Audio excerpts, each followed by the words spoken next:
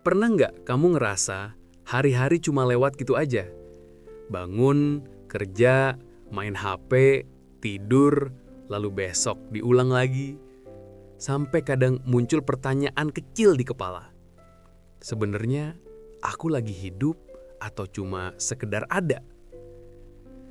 Banyak orang kelihatan hidup, tapi sebenarnya cuma berjalan. Mereka ngikut arus, nurut rutinitas, ngejar hal yang sama kayak orang lain. Tapi di dalam hati, kosong. Kayak robot yang cuma tahu cara bergerak, tapi nggak tahu kenapa dia bergerak. Kadang kita sibuk banget ngejar sesuatu yang bahkan nggak kita mau. Dan di situ kita mulai kehilangan makna.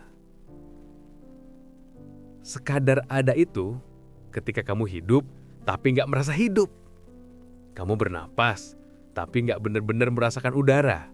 Kamu punya waktu, tapi nggak tahu harus ngapain dengan waktu itu.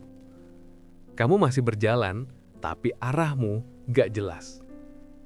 Kamu mulai kehilangan hubungan sama dirimu sendiri.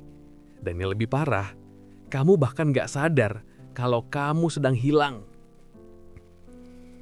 Hidup itu bukan soal seberapa banyak kamu punya atau seberapa jauh kamu pergi. Tapi seberapa dalam kamu ngerasain setiap detik yang kamu jalani. Hidup itu ketika kamu sadar kenapa kamu ngelakuin sesuatu. Ketika kamu bisa nemuin makna bahkan di hal-hal kecil. Kayak secangkir kopi di pagi hari, obrolan ringan, atau bahkan kesedihan yang bikin kamu tumbuh. Hidup adalah saat kamu hadir, benar-benar hadir. Bukan cuma fisikmu, tapi hatimu juga di situ.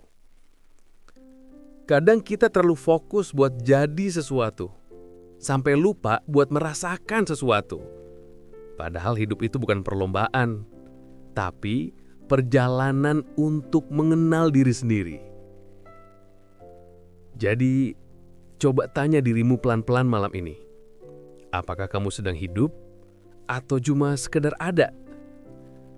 Karena hidup itu bukan tentang panjangnya waktu, tapi tentang seberapa sadar kamu mengisinya.